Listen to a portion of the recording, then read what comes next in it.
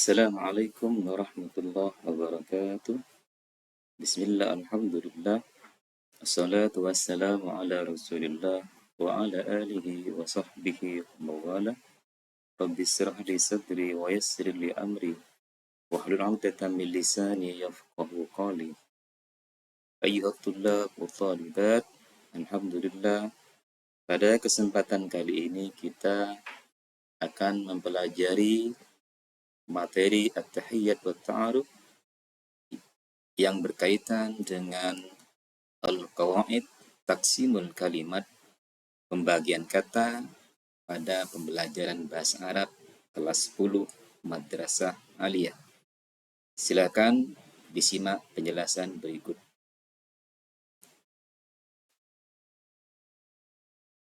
Adapun tujuan pembelajaran kita pada kesempatan kali ini adalah menghubungkan kalimat dan memaparkan kalimat ke dalam paragraf serta membuat urutan yang terhubung secara logis tentang memberi salam dan berkenalan menggunakan susunan gramatikal taksimul kalimat.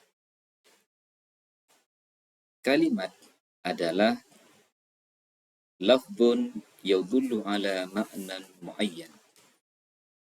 Kalimat adalah lafaz yang menunjukkan atas makna tertentu. Artinya, setiap lafaz yang memiliki makna, maka itu disebut dengan kalimat. Atau dalam istilah bahasa Indonesia kita kenal dengan nama kata. Kata dalam bahasa Arab dibagi menjadi 3 bagian. Yang pertama adalah al-ismu, kalimat isim atau disebut dengan kata benda. Yang kedua adalah al-fi'lu, kalimat fi'il atau disebut dengan kata kerja.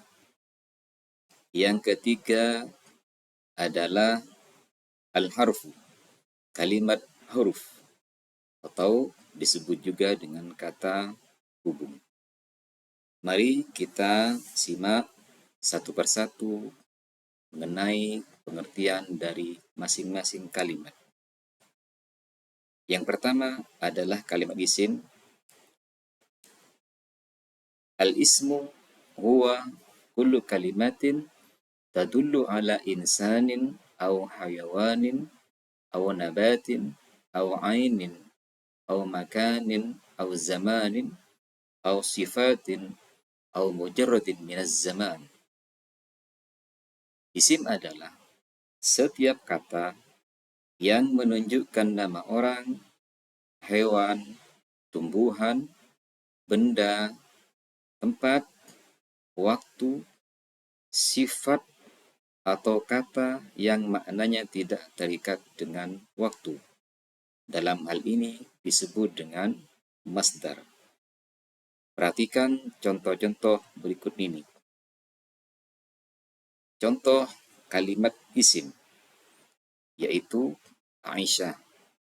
Aisyatu kitabi, al-ustadu an-najmu, rajulun imra'atun, kursiyun masjidun, kabirun sagirun, sobahun, masaan, nasrun, dan dharbun.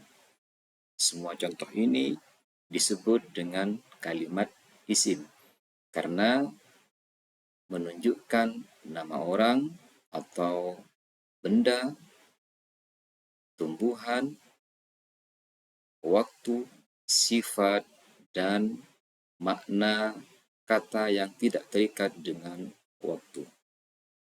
Selanjutnya, yang kedua adalah cara mengenal kalimat isim atau agar kita mengetahui apa itu kalimat isim dengan cara mengetahui tanda-tandanya. Yang pertama, menunjukkan nama orang atau kata benda seperti Aisyatu dan kitabun. Aisyah adalah nama orang, sedangkan kitabun adalah nama benda. Berikutnya diawali dengan alif dan lam, seperti al-ustadzu, al-maktabu. Yang ketiga diawali dengan huruf jar, seperti alal kursiyi dan ilal masjid. Huruf jarnya berupa ala dan lafadz ila. Yang keempat, bisa menerima tanwin, seperti contoh bintun dan lafadz rojulun, sebagaimana gambar yang ada di bawah ini. Hadhihi Aisyah, ini Aisyah. Hadza rajulul muslimun, ini laki-laki muslim. Yadhabu ilal masjid, dia pergi ke masjid. Hadza kitabi, ini kitabku. Jalasa alal kursiyi, dia duduk di atas kursi. Kata yang kedua adalah kalimat fi'il, yaitu disebut juga dengan kata kerja. Al-fi'lu huwa kullu kalimatin tadullu ala hudusi syai'in fi zamanin khasin min madin aw hadirin aw mustaqbalin. Fi'il adalah setiap kata yang menunjukkan waktu terjadinya suatu perubahan pada suatu perbuatan, baik masa lampau, sekarang, atau akan datang. Oleh karenanya, waktu atau masa dari kalimat fi'il itu dibagi menjadi 3 bagian, yaitu madin, seperti contoh alima, telah mengetahui, kataba, telah menulis, qala, telah berkata. Berikutnya masa hadir, yaitu seperti contoh ya'lamu, sedang mengetahui, yaktubu, sedang menulis, yaqulu, sedang berkata. Kemudian yang ketiga mustaqbal, seperti contoh lafadz saya'lamu yang diawali dengan sin, kemudian saufa ta'lamu diawali dengan saufa. Hadir bermakna sedang, madin bermakna lampau, mustaqbal bermakna akan. Berikutnya, cara untuk mengenal kalimat fi'il bisa diketahui dengan ciri-cirinya. Yang pertama, diawali dengan lafadz qad, seperti contoh qad aflahal mu'minun. Pada lafadz aflaha diawali dengan lafadz qad, ini menunjukkan bahwa aflaha adalah kalimat fi'il. Yang kedua, diawali huruf sin, seperti sayadhhabu. Yadhhabu diawali dengan sin, ini juga menunjukkan bahwa lafadz yadhhabu adalah kalimat fi'il. Yang ketiga, diawali huruf saufa, seperti contoh saufa ta'lamun.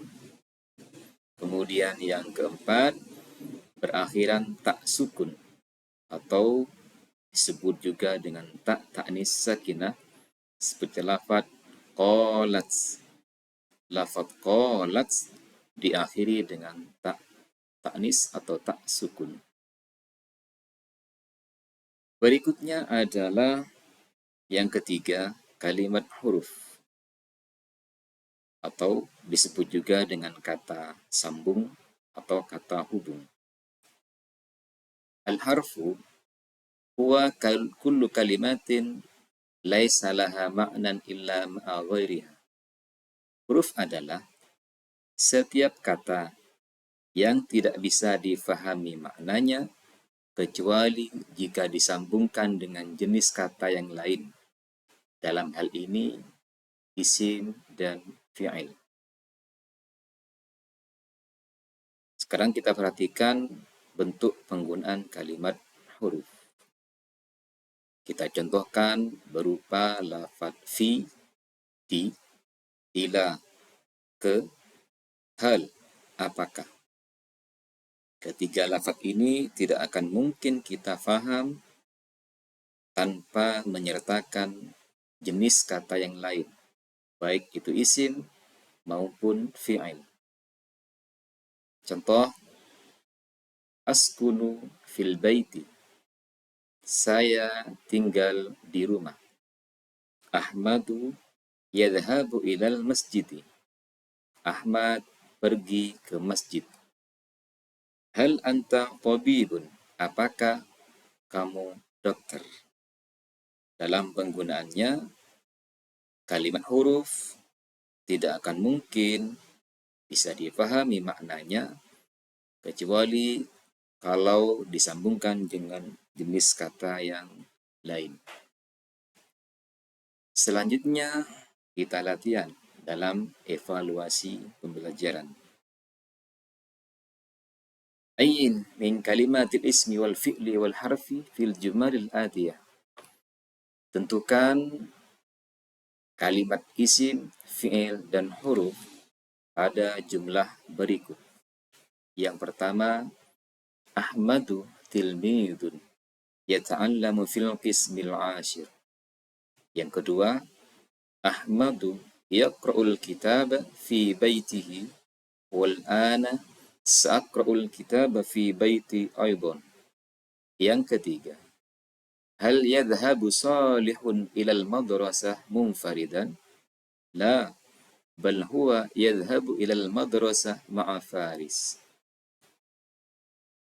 Tugasnya adalah menentukan masing-masing kalimat isim, fi'il, ataukah huruf dari jumlah yang telah tersebut.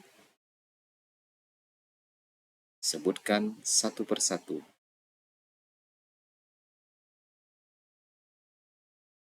Yang kedua, amati gambar di bawah ini, lalu tentukan jenis kalimat pada tulisan gambar yang bernomor 1, 2, ataupun 3. Tentukan masing-masing kalimat yang ada pada gambar tersebut. Baik.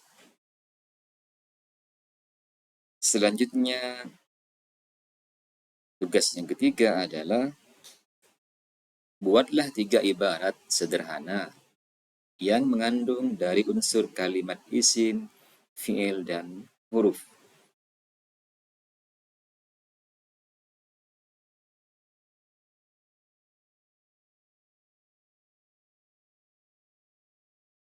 Dengan ketentuan siswa mempresentasikan hasil tugas yang telah dibuat dengan singkat pada materi yang diajarkan meliputi kalimat isim, fi'il, dan huruf disesuaikan dengan masing-masing kelompok yang telah dibuat. Kelompok 1, kalimat isim. Kelompok 2, kalimat fi'il. Kelompok 3, kalimat huruf. Baik, silakan dikerjakan untuk tugas-tugas yang telah diberikan tadi.